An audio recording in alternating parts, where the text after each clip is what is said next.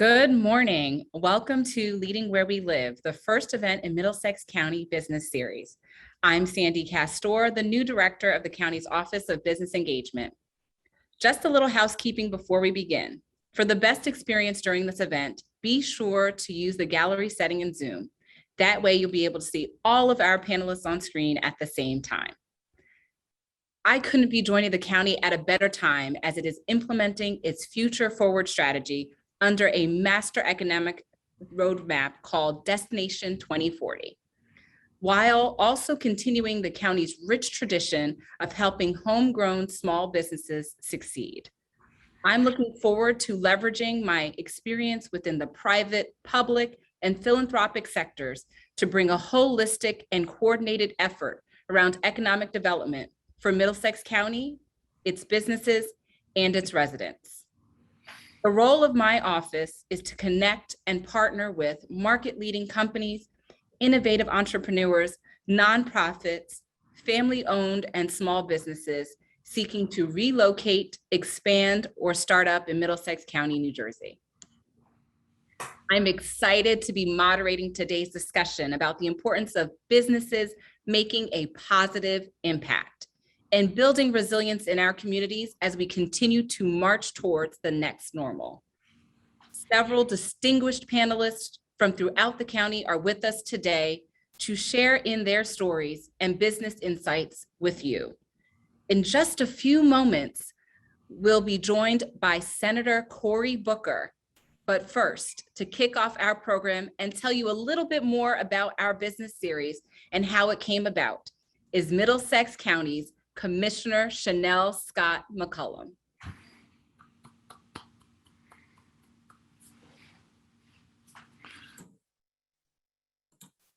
Hello, everyone. I'm Middlesex County Commissioner Chanelle Scott McCullum, and I'm so pleased to be a part of today's virtual business series event, leading up to our annual business summit, which will be held this fall. Before I get started, I would like to acknowledge Director Ron Rios and my fellow county commissioners that are participating in today's program. As many of you know, the Business Summit is an event that was near and dear to our late Middlesex County Deputy Director, Kenny Armwood, who passed away suddenly in late March. The idea for the Business Summit actually originated with Deputy Director Armwood. He was committed to helping businesses of all sizes connect with the resources they need to be successful. But as many of you know, he especially made it a priority to remember smaller businesses. He worked hard to engage with members of the business community and to find new ways to help them succeed in Middlesex County. While we are still mourning the loss of our dear friend and colleague, we believe that one of the best ways to honor his legacy is to continue investing in the causes in which he believed. That includes continuing to build connections and foster an environment of innovation and collaboration through events like this. On a personal note, Kenny was a good friend of mine, and I'm honored to have this opportunity to help the business series and our business community in any way I can. As chair of the Business Innovation, Education, and Opportunity Committee, I'm working hard to ensure that businesses of all sizes have the resources and support they need. To that end, I'm pleased to be working closely with the Middlesex County Office of Business Engagement on initiatives that support our business community. Led by our moderator today, Director Sandy Castor, the Office of Business Engagement is the key connector and partner for market-leading businesses, entrepreneurs, nonprofits, family-owned businesses, and small businesses seeking to relocate, expand, or start up in Middlesex County. Now, as you know, the focus of today's event is leading where we live. And that's a topic which our keynote speaker, Senator Cory Booker, is well-versed. After founding a nonprofit organization to provide legal services to low-income families in Newark, he moved into the city's Brick Towers housing project, where he lived until it was demolished in 2006. Senator Booker became mayor of Newark that same year, and during his 7-year tenure as mayor, he ushered in the city's largest period of economic growth since the 1960s. And in a true example of leading where you live, Senator Booker still resides in Newark's Central Ward, where the median household income is less than $15,000. Since this election to the United States Senate in 2013, Senator Booker has worked tirelessly in Washington on behalf of New Jersey's residents and businesses, just as he did for the people of Newark when he was their mayor. Most recently, he fought hard to secure funding for COVID-19 relief through the CARES Act. Here in Middlesex County, the CARES Act federal dollars funded the Small Business Relief Grant, which awarded $30 million to over 1,000 small businesses throughout the county. The funds were used to reimburse costs and loss of revenue associated with adapting business operations in a COVID-19 environment. Senator Booker currently serves as the Senate Small Business and Entrepreneurship Committee, where he continues to fight on behalf of New Jersey's businesses and entrepreneurs. He has been a tireless advocate for the people and businesses of New Jersey, and we are grateful for his leadership. We are also grateful to him for sharing his time with us today. Please join me in welcoming our very own Senator Cory Booker. Commissioner, you are awesome, and I can't thank you enough for that generous introduction, but also for your leadership. You are one of the lights in the constellation of stars that is New Jersey, and I'm grateful for you. And thank you for what you said about Kenny Armwood. He was a dear friend. His loss I still feel, but his legacy is still real, and we are grateful for his vision. He had an idea that was now evolved into this 3-day summit, really highlighting what is profoundly a part of our character and culture in New Jersey and in our nation. That is the essential role that small businesses, local small businesses play in not just Middlesex County's ecosystem, but in the lifeblood of our nation. We are an amazing state. We've been here since well before the founding of this country. And if you are a history buff like me, you know what role small businesses here in New Jersey have had in the entire history of our country. From small farmers all the way to those German immigrants and English immigrants who opened up inns that became the very backdrop for Revolutionary War meetings. And this has spanned an incredible arc of the story of America, from Irish and Italian immigrants coming to our state and building such incredible small businesses, many of them growing to large ones that have impacted far beyond our borders. To even more recently, you see these incredible folks from South Korea to Jamaica, from the Dominican Republic, all the way to Nigeria, opening businesses up all across our state. And what's exciting to me is, if you know the history of our state, women have been doing it from the beginning. Even though we are a nation that has not shined a light where it should be equally and inclusively, we know that women-run business endeavors have also been a sustained and continuous part of our New Jersey story for a long time.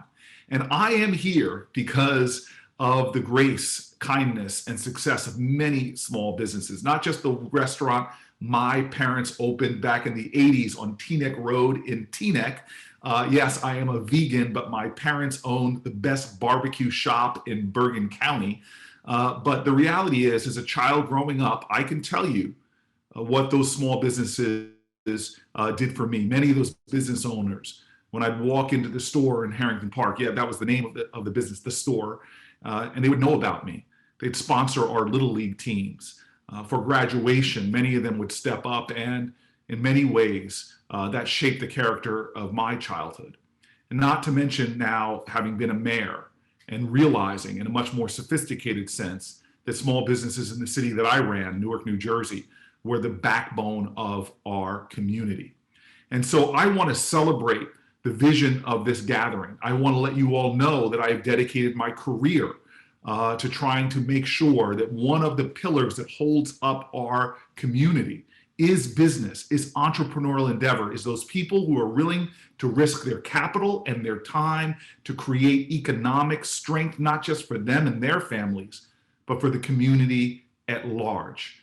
The number one job creator, the fastest job growth we are seeing in this recovery period is from small businesses.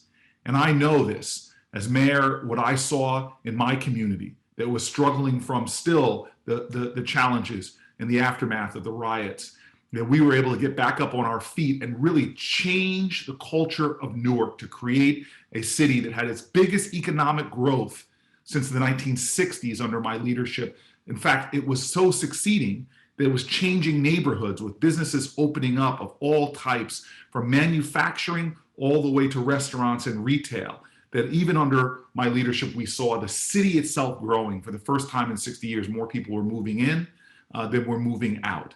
And now as your senator, I made a decision to get on the small business committee.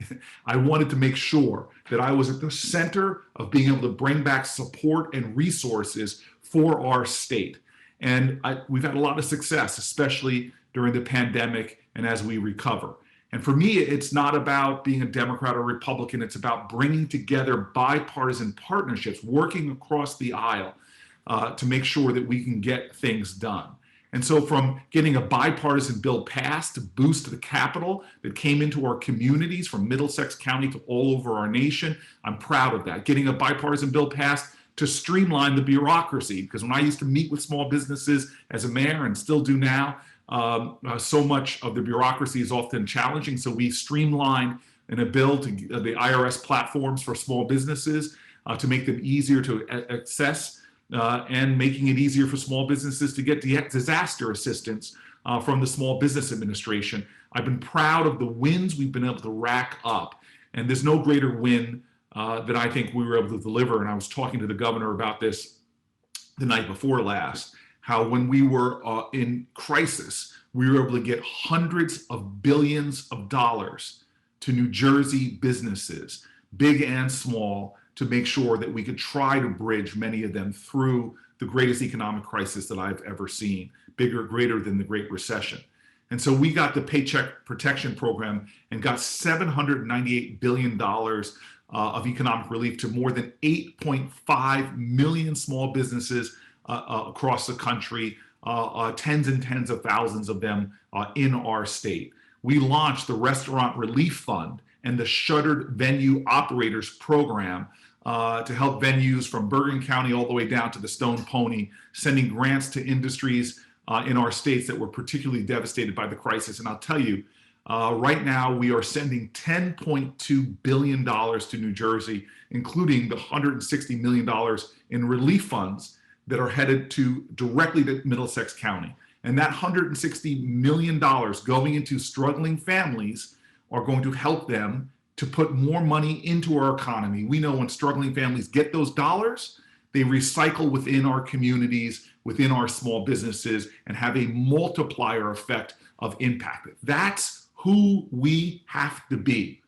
There's this mistaken understanding that in life, it's dog eat dog, us versus them, but that is not true. Anybody who's run a business know that so much of it is about being a part of a community, being a part of an interconnected system of folks where we each have each other's back, where we know that when you do better, it helps me do better. We know that when your family thrives, it has a ripple effect out to families as well. That's the ecosystem that is small businesses in Middlesex County. That's why Brother Armwood had this idea of pulling us together. I know who we are as a nation. We have not thrived because of how much we hate each other. We have not thrived because of a two-party system that was trying to one win over the other. We have thrived when we come together in cooperation with empathy. We've thrived because of the work ethic and the grit and the guts of New Jerseyans and in our nation of all. And we've thrived because we know that we are one nation under God, indivisible. And that is my goal as your senator, to put more indivisible back into this one nation under God. That's when we win. That's when we thrive. Yesterday, I was with the Secretary of Transportation, Pete Buttigieg, a one-time competitor in a presidential primary, but a all-time friend. He and I bonded over that time. And even back then, I was talking about infrastructure in our country. It is the platform on which businesses build and grow. We went under the tunnel underneath the Hudsons. It's a project I've been working on for the 7+ years I've been your senator. And I was so thrilled to see that we have a Secretary of Transportation that gets it and understands that this region, the region of the Northeast Corridor, which runs half an hour slower between Boston and DC than it did in the 1960s, he understands that when we connect people through arteries, whether it's the old canal system that used to run right through Newark here, whether it was the railroad system, whether it was air travel, whenever you connect Americans, that you help Americans thrive. And the first thrivers often are those businesses who take advantage of those platforms, whether it's the electrical grid, whether it's highways, or whether in this case, it's bridging the Hudson. This economic region we are in creates 20% of America's GDP. 1 out of every $5 created in America is created in our region. You are all part of that. And that is why we need to continue to grow our bonds, create clear goals that unify us. I want to end with just this energy, and I've already overspoken my time, but I know what we are, who we are. We are a good people, a committed people, tough people, strong people. And I'll never forget driving in Hurricane Sandy as the mayor of the city I'm sitting in. And we were going through right as the storm was coming in, car was being blown. I was being driven by a police officer, and I get a call that begins with a really dumb question. It was a person said, "Hi, this is a White House operator. Would you hold for the president of the United States?" And I'm like, who says no to that question? And next thing you know, I am talking to Barack Obama, my second favorite Obama, by the way. And he and I have this incredible, he's just checking in on me and the people of the city. It was really a beautiful act of grace. I hung up the phone with him almost as if they had planned it, but they didn't. My phone rings again. I pick up my cell phone, and it's the governor of the state of New Jersey. It's Chris Christie checking in on me in the city of Newark. And it was an act of grace, and two people worried about their state and their community. And as I hang up with him, I'm coming up a hill, and I see at the crest of the hill in the west ward of Newark, all these trees had come down, telephone poles. It was a mess of wire and wood. And through the rain and the storm, I see a floodlight flashing at me frantically. You know, I would have stopped at this anyway, but we stopped, and my officers pulled me right next to the guy. I rolled down the window, and I'm now angry, like everybody should be in sheltering. And I yell at this man, "What are you doing out here?" And now he looks at me like I've asked him the stupidest question in America. He's like, "Mayor, it's so dangerous. There could be live wires down here. I'm standing out here to make sure no one comes along and gets hurt." I had just talked to the President of the United States, the governor of our state. I was the mayor of the largest city. But the greatness I saw that night was the man standing on a hill in a storm, looking out for others. That's the truth of who we are as a people.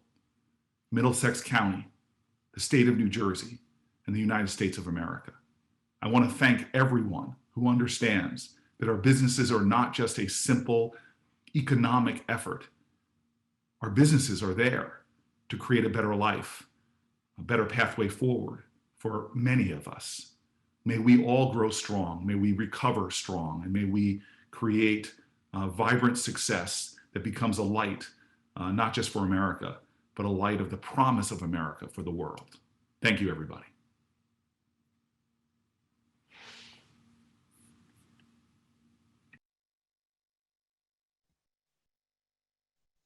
Thank you, Senator Booker, for taking the time out to join us today.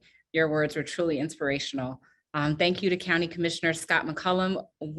Just what a way to begin the day. So without further ado, let's get started. As I said earlier, we have a wonderful panel here today.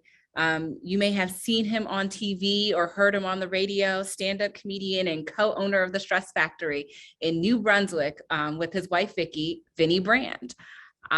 With us today is a true rock star of the culinary world, restaurateur and owner of the new restaurant in East Brunswick, Orchard Park. David Burke is joining us today. We also have Lindsay Urban, director of the New Arts Institute of Middlesex County, who truly believes that the quality of life starts at the intersection of arts, history, and culture. And our fourth panelist sees the hyper-local business struggle while managing the Downtown Business Improvement District as Executive Director of the New Brunswick City Market, Pam Stefanik. So let's dive into our conversation. Now that the county is beginning to reopen, let us start by discussing lessons learned during the pandemic and how your respective industries led the way. I am going to start with Vinny. Vinny, we understand you took some very early action to pivot the way your business operated. What did you do? Do you feel these changes can be replicated elsewhere? And will it be a part of your business model going forward? Don't forget to unmute yourself. There we go. I think I'm unmuted now. Thank you very much for having me. And I just want to start with a small story. You know, back during Superstorm Sandy, I hear Senator Booker talk about it. I was in an area where there were a bunch of wires down, and I was directing traffic away, and Cory Booker pulled up. Anyway, I wish you knew it was me, but that was me, Cory, and you're welcome. Anyway, we, you know, as an entertainment venue at the beginning of the pandemic, we knew pretty early on, and we had what I'm going to call a healthy and positive skepticism toward the 2-week closure, meaning we thought very early on that it would not be a 2-week curve flattening. And because of that, we started planning pretty much day one for how we would survive, because our instinct was that this could last a very long time, and that despite any effort that the government would make and did make to help us survive, help wasn't going to be tomorrow. It was going to be, there was going to be some time involved, because it's obviously an international crisis. So at the very beginning of the pandemic, we had a meeting with venues from around the country, a Zoom meeting very much like this one. And I'm listening to people tell me, well, it's going to be, we'll be open by June, and we'll be open by, you know, May. And we just knew that that wouldn't be the case, because there was no vaccine and nothing was going to change about the nature of the virus. It was a very communicable disease. And so we knew it wouldn't happen that way. So what we did initially was to look at our model and see the immediate flaws in our model. Our model had been and has been for 30 years to entertain the people of New Jersey. So they're coming to the club and we're entertaining them. And our reach is about a 45-mile radius. So because the internet is such a powerful tool, and we had never monetized the internet, we determined early on to try to expand our online presence and find a way to remain relevant to our customers. Knowing that at some point there's going to be light and we're going to get to the end of the tunnel, how do we make sure our customers remember us down the line? So we started, my wife and I started an online show in our club with nobody there, just a couple of cameras, telling stories and entertaining our customers. And we've reached out and said, listen, we know you're trapped in your house. We know that you're going to be watching the Andrew Cuomo show every day, and that's very depressing. So here's something you can watch that's going to give you something else to enjoy. And those shows started in the club with just a couple of cameras, and my wife and I telling stories. And we immediately connected with a pretty large number of people. Simultaneous to that, we started looking for ways outside of online to generate revenue. So we looked at our outside area and we started planning for when we would be allowed to have people. We knew that we would be allowed to have people outdoor before indoor. So my wife and I had a meeting. It was probably end of April. We were in our basement and she said, you know, we're nervous. What do we do? When we started our business, we were poor. And I said, Vicki, let's not be afraid of it. We've been poor before. Let's become poor right now. Let's build this outside venue and let's make it better than any venue anywhere, in the hope that we'd be able to open. So the two big pivots for us were to get online and remain connected to our customers so that when we came back, they knew about us and they remembered us. And the second big pivot was to get an outdoor space built. That outdoor space, we began construction on that in June, finished it in mid-July, just about perfect timing for outdoor to open up. And then simultaneous to that, we remained in contact with venues from across the country.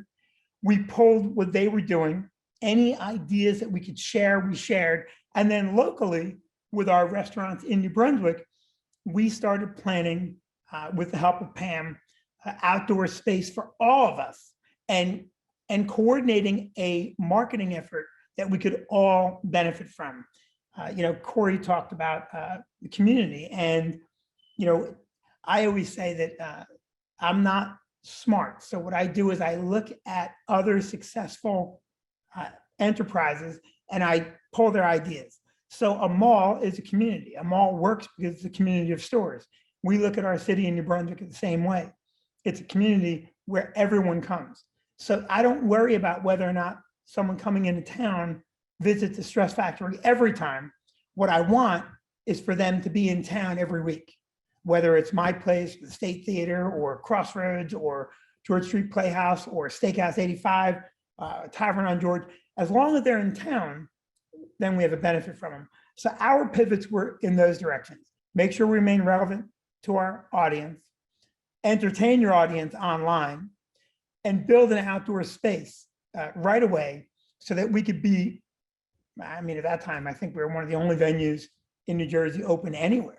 So those were the big pivots. And those are the ones that I think have helped us survive it.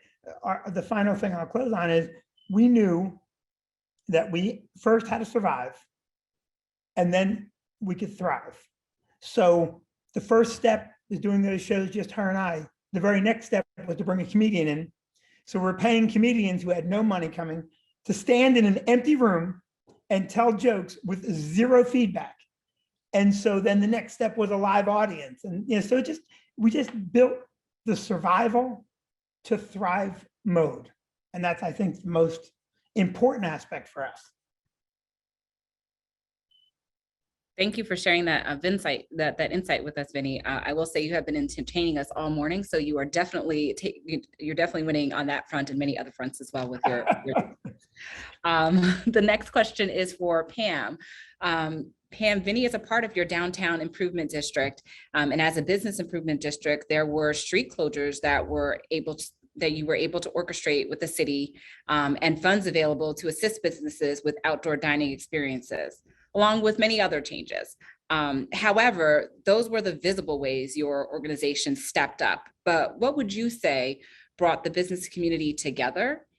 What may have happened behind the scenes that the public didn't see that helped the business community? Andy, thank you. I appreciate being able to join the panel today. Just in case anyone joining us today isn't familiar with a business district, I just thought I'd give a brief overview. So New Brunswick City Center is actually designated by the state of New Jersey as a 501c3 and a special improvement district, which we provide specialized services such as physical improvements, grants, advocacy, cleaning services, marketing, and promotions. And we also organize and promote special activities that will attract and engage visitors to help upsurge e-commerce and tout New Brunswick as a premier destination. To answer your question, at the onset of the pandemic, when the businesses were shut down, we began an open communication strategy, keeping all business owners informed of state, local EOs, loans, grants, and all other resources. It could have been marketing, anything available to any form of business. We have retailers, restaurants, hotels, service industries, attorneys, so many different types of businesses here in New Brunswick. We were just communicating everything we could. And we also built out our website to create a business resource page so that the businesses could access all information at one time, or at their leisure. Additionally, one of the largest impacts that we saw was the food industry or the hospitality. And what we did was, when we saw that some of the actual businesses decided to close their doors permanently, we helped them to find locations where they could donate their supplies, whether it's food or tables or anything else. We also connected several local businesses to agencies and nonprofits with essential workplaces, helping to feed those less fortunate and our frontline workers. And this actually provided an income source during the shutdown. And some businesses created and continue their own promotions on an ongoing basis to help those in need, excuse me, and to continue to help the frontline workers. As Vinny alluded to, I think we were all under the impression that the shutdown was only going to last a few weeks. However, when we passed that few week mark, bringing the business community together was essential. So we began navigating through months of uncertainty by creating a city center reopening task force. We hosted virtual meetings with business owners, city representatives, and this offered open conversation and weekly input by all different types of business owners. They could ask the city and inquire with the city different opportunities, different things that were happening on the city basis. And those weekly conversations were able to allow us to assess their needs and measure the impact that the pandemic was having on them. And the dialogue was vital in sharing information and taking away new ideas on how the businesses could survive, especially for businesses that needed to figure out how to sell online or purchase supplies for offering takeout. A lot of our businesses were not set up for takeout only. They were, full-blown restaurateurs, and they needed to close for a little bit and kind of refigure internally operations to come back online. This interaction actually morphed into independent one-on-one conversations between similar businesses. It strengthened relationships between our businesses, which was really inspiring to see. Also amidst the pandemic, as Vinny alluded to, we actually launched a marketing campaign with the message that New Brunswick is clean, safe, and fun. The campaign was a result also from the business conversations that we were having. And Vinny was the trailblazer behind this. So thank you, Vinny. We created commercials promoting New Brunswick, and it worked. Through the summer and the fall months, we saw a slight increase on an ongoing basis of people coming out, wanting to find somewhere to go. And we had the outdoor dining, we had music, we had other opportunities for them to partake in, and we just saw a safe gathering place for New Brunswick. People were coming out and they were feeling comfortable.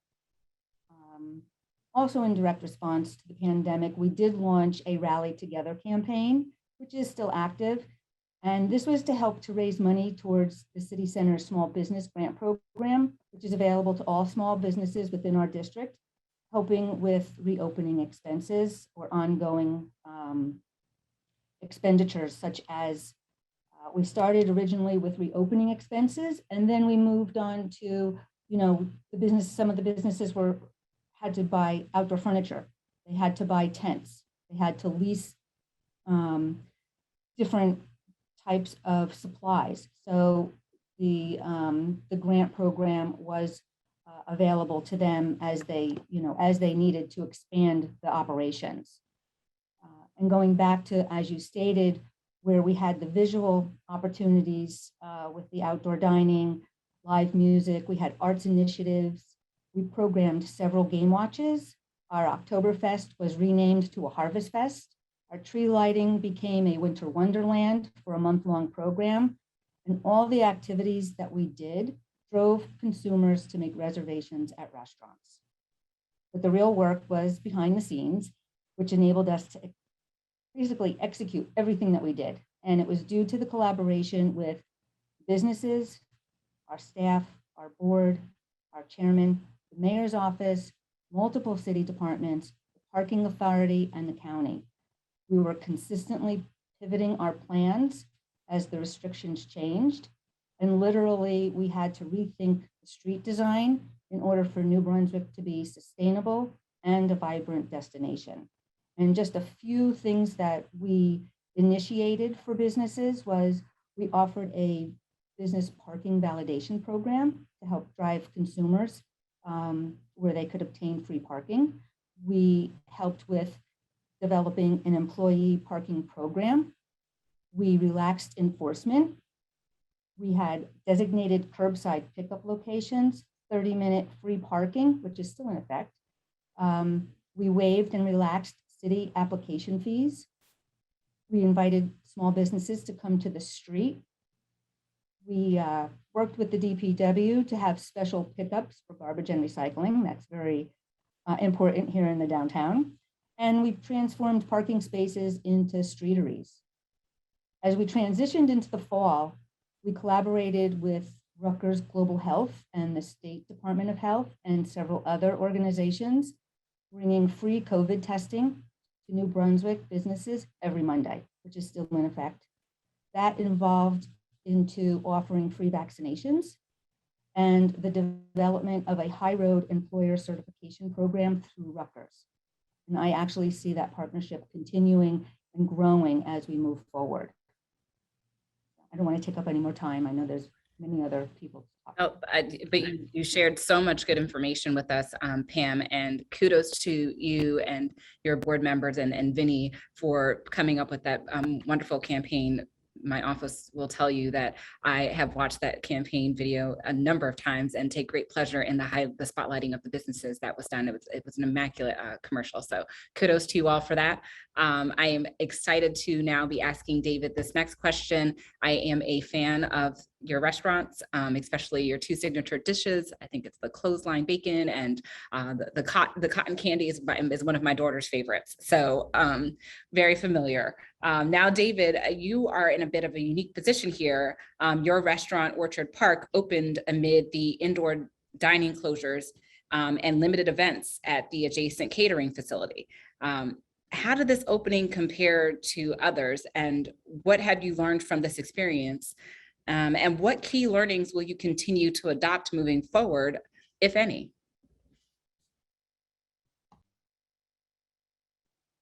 I think I'm unmuted. Hi, good morning.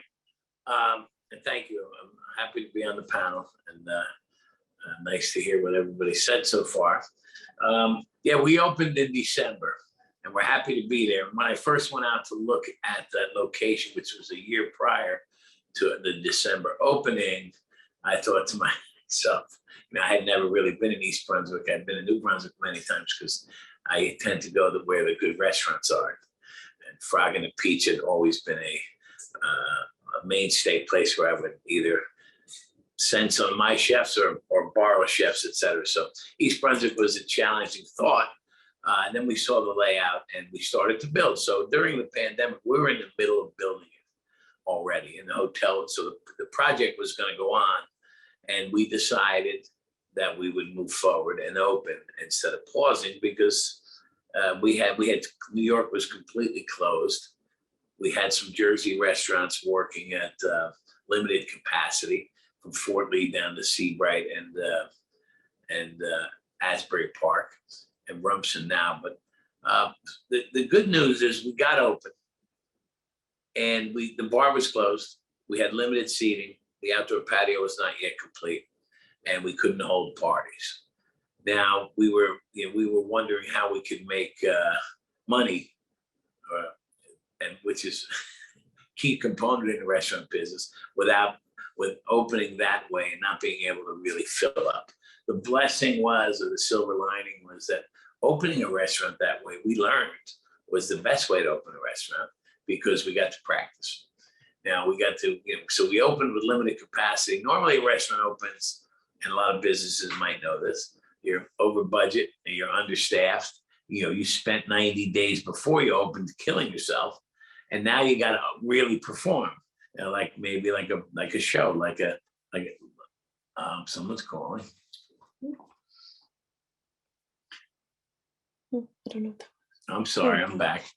So we had limited capacity, which means limited amount of covers, which gave us time to teach our chefs, our cooks, our waiters, our busboys, our bartenders how to do things correctly. So we had a few other restaurants open during the pandemic, and in Charlotte as well as Saudi Arabia. So we were stretched a little thin. So our teaching force, our corporate chefs and corporate trainers, were able to spend, we were a little stretched thin, but we got to New Brunswick. It's a very, very special project for us because it's so big. And we thought was riskier than it was. It's always risky, but because we're in the middle of what it looks like farmland out on Cranberry Road, it turned out that the local East Brunswick, New Brunswick, Monroe, and Sayreville communities, as well as Marlborough, Colson-Neck, and Princeton, they just came out and supported us. And we did our marketing and our advertising and our a couple of events. Normally, we'll do an event where we invite different communities and do some fundraisers to introduce ourselves, but we couldn't do that. So we opened up, somewhat quietly, but without restaurant reviews or critics coming in because of the pandemic. We didn't get a lot of PR at the beginning, just word of mouth. And word of mouth is still, to me, the best way to get people into the seats because it's more trusted than a Yelp review or even a review in a local paper for some reason. So the blessing or the silver lining was that we were limited to what we could do. Luckily, we got out of it, and the bar took a little longer to open. I think Governor Murphy did a good job in New Jersey getting things opened, especially on the beach area early. The first about a year ago, we were able to open on the beach, and we got the bar open in time. And when the bar opened, it changed the game a little bit. Now that the events are open, we're at full force, and summer's here, and we have an outdoor patio. So the lesson was it was okay. We deal with the hand we're dealt. I think as a Jersey person, and I'm very proud to be from Jersey, and I'm doing a lot of business out here now, and we are supported. Small businesses have been supported. New York is a different story right now, and it's a bigger animal to deal with. But from my perspective, being able to do business in Jersey at a higher level than you could 20 years ago, and I think Uber has something to do with people can feel more comfortable going out, eating and drinking and taking an Uber. I think people are more educated on food. And I think people in general, and I'm amazed at some of the stats in Jersey, the 20% GDP and all that stuff. People in Jersey want quality, and they want quality, and they also and they're willing to go out and spend for quality if in fact it's consistent. And consistency is very important. But consistency comes with also being busy, not on Friday and Saturday, but being busy throughout the week, which we're finding is happening in Middlesex County. So we had challenges. Getting staff was challenging. Getting staff is still challenging right now, even more so than it was when we opened there, because everybody's open now. And in December, not everybody was open. The previous summer, we also had a pop-up in Asbury, and we did really well if you had outdoor seating. Not all of my colleagues had outdoor seating, so it was challenging for some of the restaurants that didn't. And from what I'm understanding, and I didn't get to New Brunswick during last summer, it sounds like you did a great job orchestrating the downtown area and providing entertainment and street closure so that people could feel like they were at a festival. And that happened in Red Bank and Asbury as well. I had seen those towns, so I wish I had got to New Brunswick, but because I'm in the restaurant business, we work a lot. So. Thank you so much, David, for sharing your perspective on opening up a restaurant in the midst of a pandemic. Truly a tremendous feat, and you've done it seems with great success. Lindsay, so galleries, theaters, studios, concerts have all been shuttered for the last 15 months. However, art continues to thrive and flourish within Middlesex County today. What have you learned about the alternative ways for creative expression? In the new normal, will these alternative ways continue to be part of the art community? Thank you, Sandy. Thank you, everybody, for having me. Like David, the Arts Institute is a brand new organization that opened right at the beginning of the pandemic. So again, for better or for worse, there's always silver linings, but that's where we launched. And so the Arts Institute is under the Middlesex County. It's a branch of Middlesex County. Most of our funding comes from taxpayers' dollars and voted on by that non-binding referendum. And so our goal, one of our main missions, is really to serve everybody here in the county, whether you're interested in arts, culture, or history or not, we're here for you. And of course, we have the great benefit of being surrounded by, obviously, the county resources, transportation and education, business engagement, all of that. But we're also surrounded by a wealth of culture here in the county. Is one of the most diverse counties in the nation. And certainly it's an embarrassment of riches as far as the arts, culture, and history go. So another one of our missions is to support those agencies that we partner with and support via the county, and to work together with them to ensure that everybody has access to arts, culture, and history. And so when Senator Booker was speaking about the importance of connection, especially during the pandemic and in times of crisis, I'm sure he was speaking about all of us, the arts, culture, and history folks, because we really see ourselves as the glue and the great connectors, the universal language of the arts. And certainly I think about you, Vinny, and comedy, and how, laughter is the best medicine, right? And I think about Pam and how when you want folks to come out and people are afraid and worried about coming out, sometimes it's the arts that can get them out. Certainly at home, everybody spent countless hours watching Netflix, and that's the arts. And so I think that the silver lining for us during the pandemic was that not only for us, but I think the general community, the public, got to see how important all these things were in their lives, to sustaining their mental health, to education, to entertainment. We were really at the forefront. And we felt that pressure for sure as a convening organization, and felt the need to make sure that that was, again, to our goal of being accessible to all, to making sure that was accessible. So like everybody else, we pivoted and we helped our grantees and the arts organizations and history organizations that we partner with pivot and really put content online. Certainly, as far as virtual and hybrid virtual and in-person events, there's been no better time than now.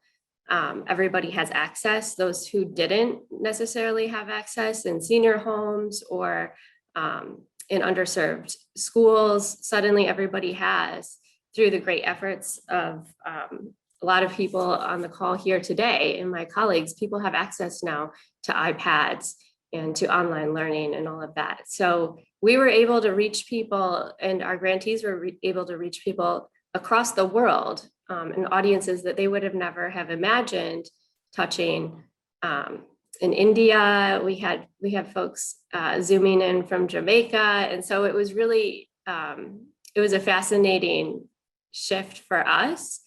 But as much as I can talk about that, and I'm really proud of my colleagues and our grantees for being able to mobilize and do that, I think the thing that's most moving and inspires the most pride in me is how folks from day one at the beginning of the pandemic, creative folks like folks at George Street Playhouse or the State Theater started to sew masks, started to address community needs that didn't seem necessarily to be related to the arts, culture, or history.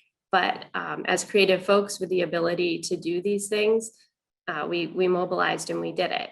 And I think that those are the things that will stick forever. Of course, I believe that online learning, and though I don't like it with my own kids, that there's some amount of it will remain, for better or for worse. And certainly the ability to log on and visit the Louvre, and for folks from India to visit our programming here in the county, that's all wonderful. And I think that's going to remain throughout the rest of our future. But what I really hope sticks is that we learn, that we pay attention to all the lessons that we learned about helping one another in a direct, hands-on way during this pandemic. We have a program that at the beginning, before the pandemic, was meant a grant-funded program that was meant to go into senior homes and pair teens with seniors to be interviewed for oral history. And as you can imagine, that would have been a disaster during this pandemic. So we had to figure out, what are we going to do with this really nice pile of money that is going to be useful right here and now. And so our Folk Life division instead decided to take that funding and work with our county food bank, McFoods, to ensure that there was food on people's tables. And so the way that we connected that with culture and folk life was thinking about the ways that folks share their food, and especially with all the diverse ethnic populations here in the county and restaurants around us, we know that there's some really great opportunities to tell stories and family stories, community stories, migration stories with food. And so we started an online series called Share Your Foodways, where we showcase local chefs as well as just home cooks. And folks were able to tell their family stories, their histories, their personal folk life stories through food while making a dish that anybody can go on and follow themselves and make at home. The key to this was that all the dishes were use items that you could find at your local food bank. And so another goal of this was to try to destigmatize food insecurity, especially at a time where so many folks were just starting to access these resources. And maybe there was some shame around it or some fear, or even just not knowing where to go to find food. And so we helped spread that information through this program. And for every single dish that was created by a chef and posted online, we donated 100 food kits with all the ingredients that were necessary to create that dish to a local food bank. And so that was something I think we're on our 6th, we're continuing to do that. I think we're on our 6th episode. You can log on and see it at the county's website. And that stuff like that is really, I think, what to me speaks the most about how we all work together. And I know it's not just the arts, culture, and history, though I like to pat ourselves on the back. I know everybody here on this panel, and I'm sure everybody at home too, can point to an instance during the pandemic when they saw pain, they saw a problem, they saw a need, and we all stepped up and we helped each other. We helped our neighbors, we helped our communities, and we really were the glue that held us all together. And I think that's what I hope that we remember and we continue with once things are back to normal. Thank you, Lindsay, for sharing that perspective. I'm going to continue to build upon something that you had said as you were discussing the work that you've been doing, essentially the importance of the important role that entertainment plays in people's mental and emotional well-being.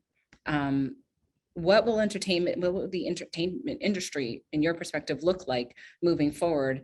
And any tips for any new artists in the industry to be more resilient? And I'm posing this question to both Lindsay and Vinny, but I'll start with Lindsay, and then Vinny, if you want to chime in, that'd be great. I'd love to hear the perspective there.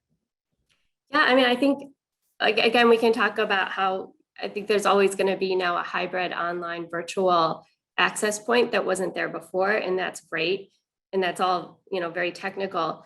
But I don't know, Vinny, I feel as though even the content has changed a little bit into a little bit more of a community responsive way, or even like an introspective way. I think about how some of the artists that we invited to create artwork throughout the pandemic, we did some really large street murals. We did murals on the sides of buildings surrounding senior centers to celebrate frontline workers and the resilience of those folks who had been through so much.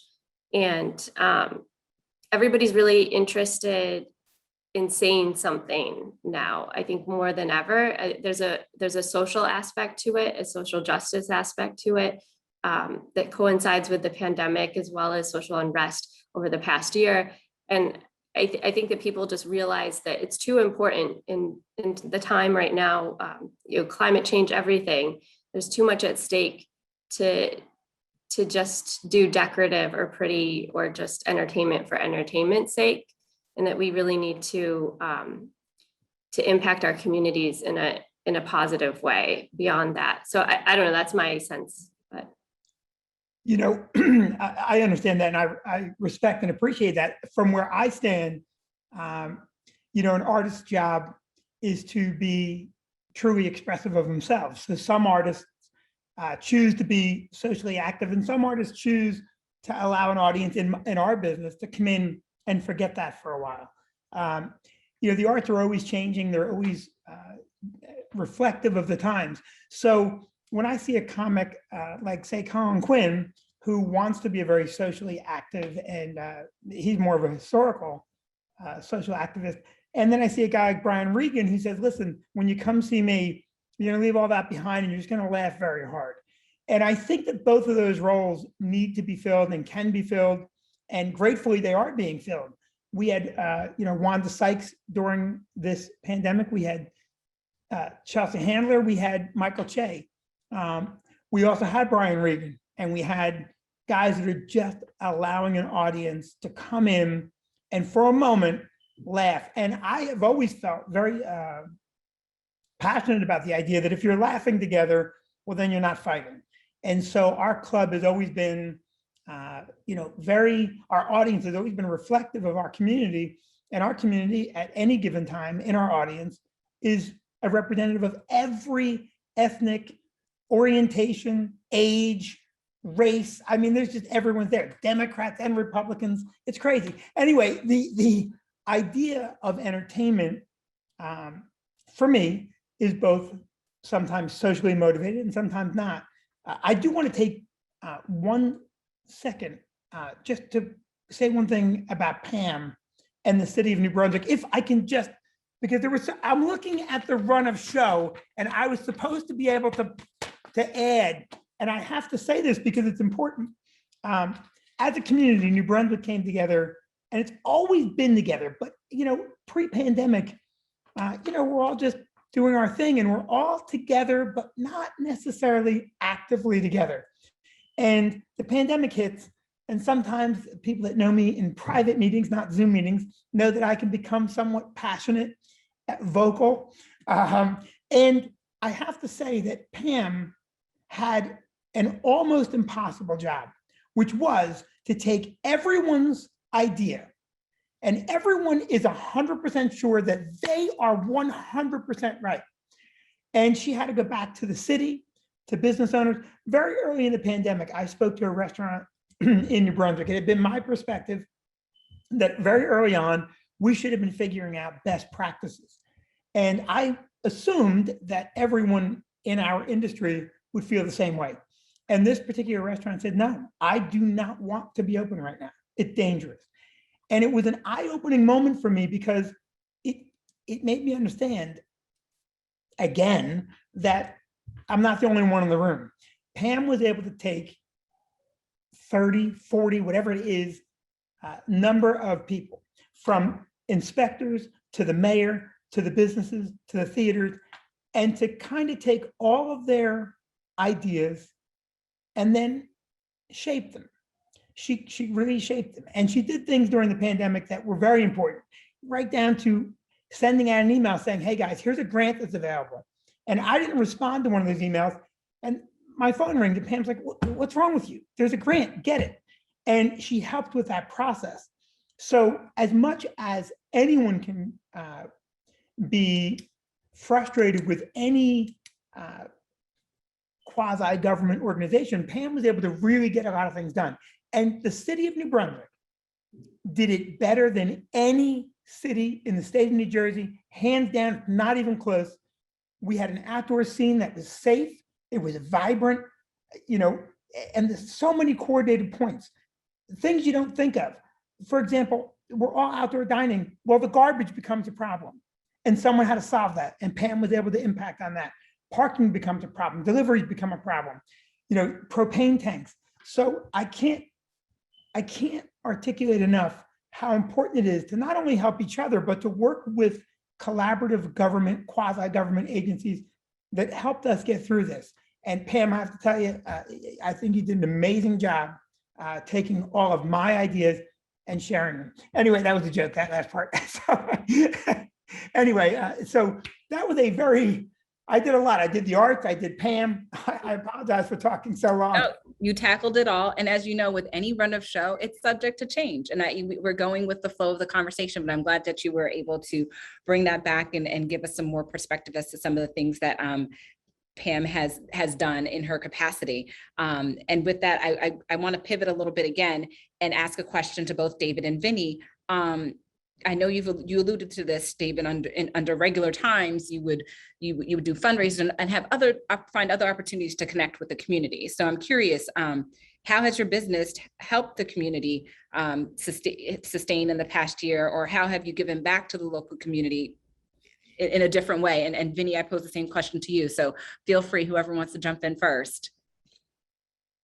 David, it looks like you're on mute. You want me to go? I guess I'll go.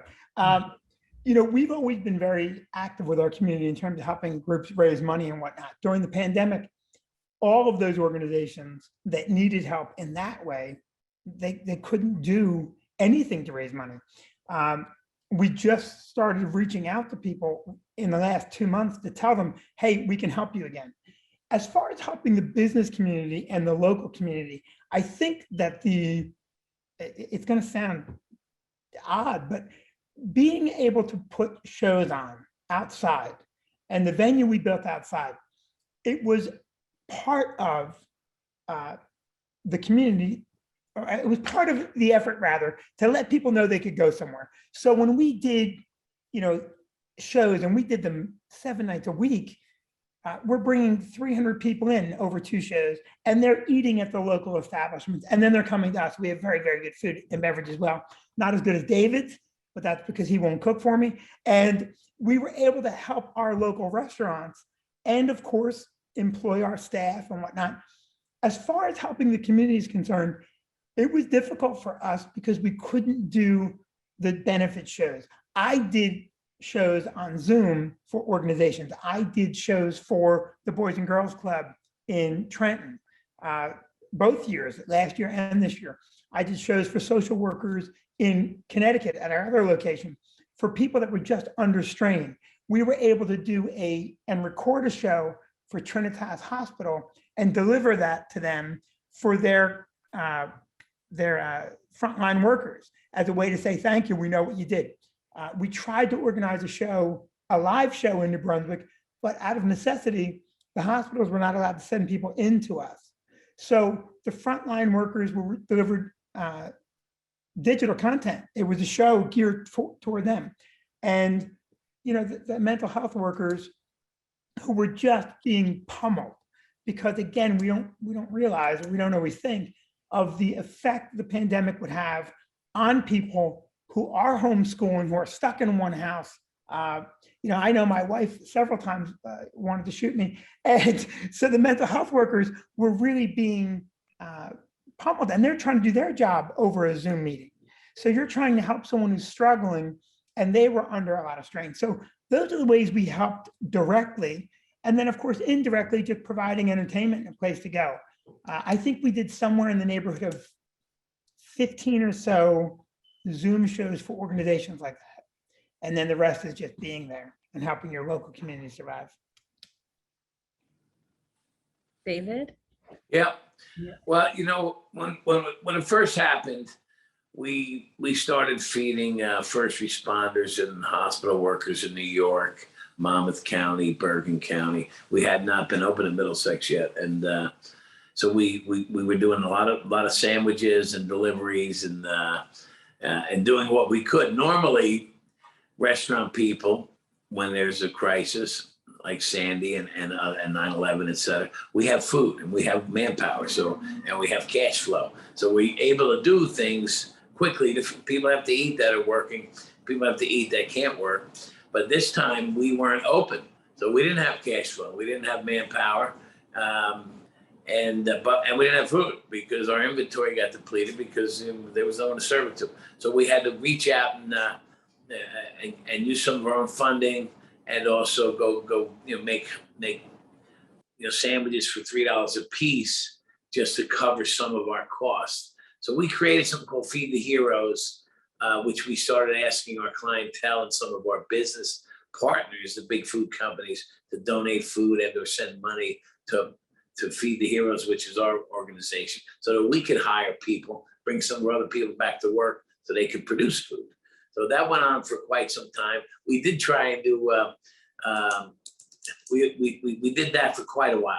We did it also when we were in South Orange at the Orange Lawn Club. So we covered several counties. I started cooking at home. Vinny might like this. I had a puppet show at home, which was quite amusing. And I cooked with him. His name is Lefto, and he made the leftover dishes. But the idea behind it was not to have people panicking. This was like Vinny was smart. He knew it was going to be longer than 2 or 3 weeks. And then when that 4th, 5th, 6th week came in, people started realizing it, and it was fear, and myself included, about my livelihood and my business and also my employees. So we started shooting videos really to comfort people and tell people, share their food, check on their neighbors, be positive, sit down. And he also said a good thing: when people are laughing, they're not fighting, and when people are eating, they're not fighting either. So it's bringing people to the table has always been an important thing in the history of the world, the eating at the table. Unfortunately, we don't all eat as a family, and people are working. It's not, unless you're Italian and you get together on Sundays or have certain groups eat as a whole more than others. But the importance of the videos, which we did on Instagram, was it gave people some hope. It gave them some laughter, and laughter is a great healer.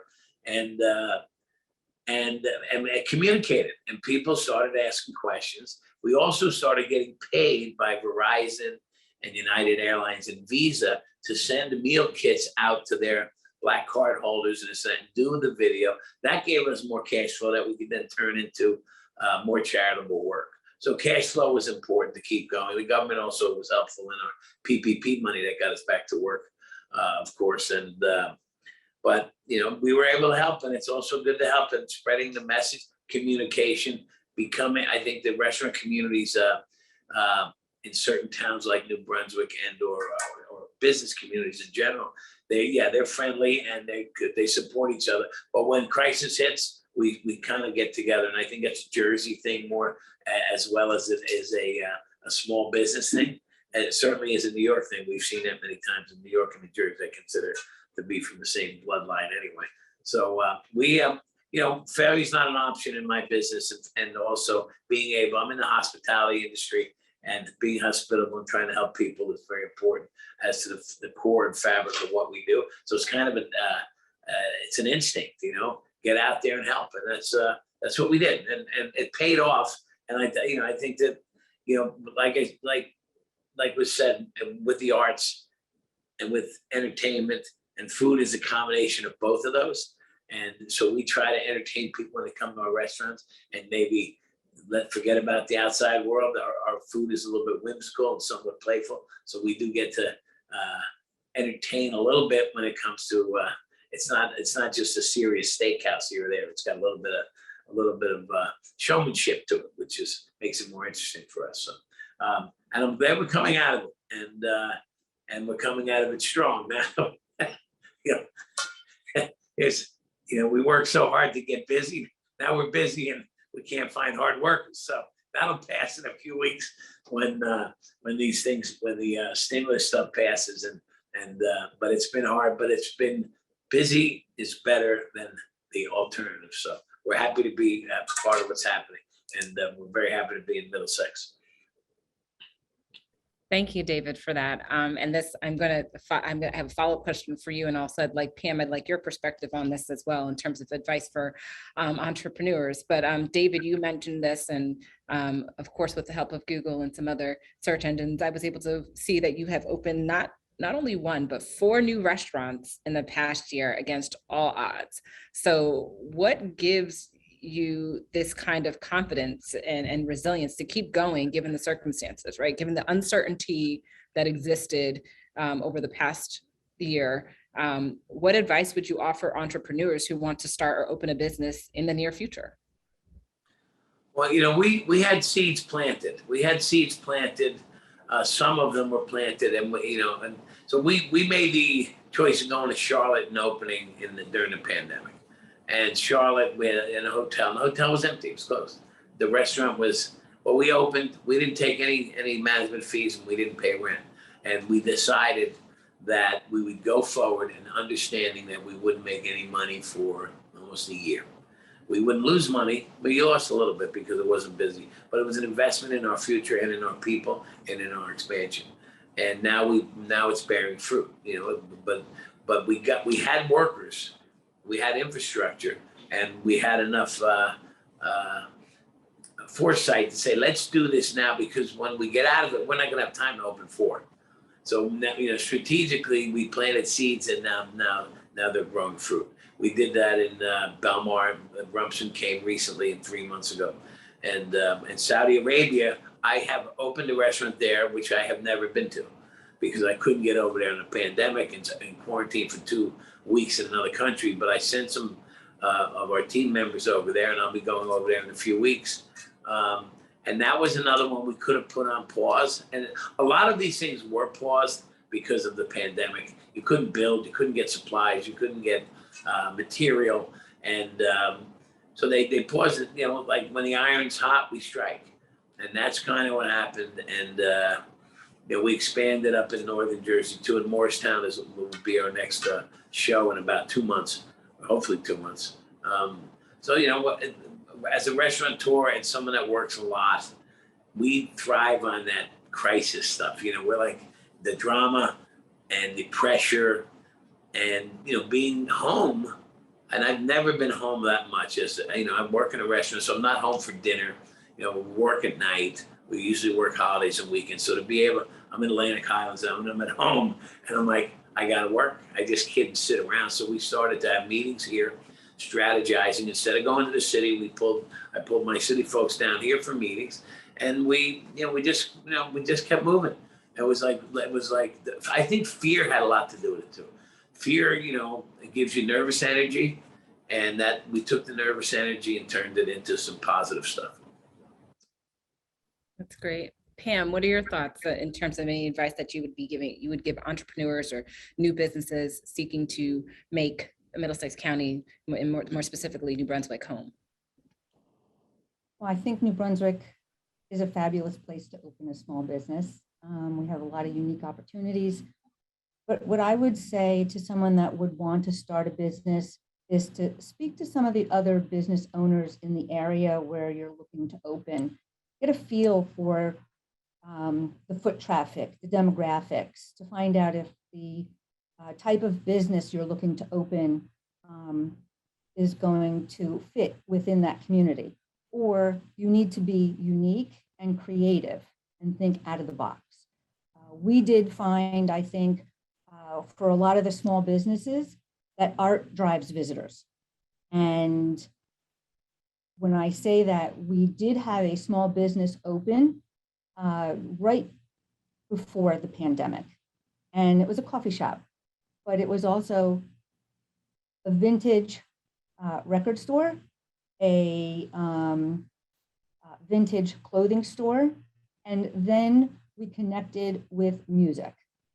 So that really brought in a lot of new clients for them in a lot of different ways, especially when they were having and offering music. You know, you also need to build relationships with not only the municipality, but with other similar types of businesses so that you can work off of each other. So, and you can recommend each other. You know, we do that here in New Brunswick all the time, and it really works. So I would say collaboration, you know, art, whether or not it's performing arts, it could be visual arts, but something along those lines. When you combine it and you think out of the box, it'll help to build the business. Well, thank you all so much. I truly feel that we have had an informative and lively discussion today. I know you all wear your individual hats, but I feel like through this conversation, I've learned you all are more multi-hyphenate than just, you know, David, the restaurateur, Vinny, the comedian, Pam Stefanik, the executive director of of New Brunswick's BID, and Lindsay Urban heading up the Art Institute. You're more than those things. So thank you so much for sharing with us today. We know our audience will take away great business and personal insights from you. And I'd like to extend our deepest thanks to our panelists, our commissioners, and Senator Booker for sharing their time and thoughts. Finally, I want to thank you, the audience, for taking time out of your busy schedules to join us today. So thank you. In closing, please don't forget to register for the second part of our business series, Leading Locally in the Fourth Industrial Revolution, taking place on September 9th, as well as our 5th annual Middlesex County Business Summit. See you all again soon.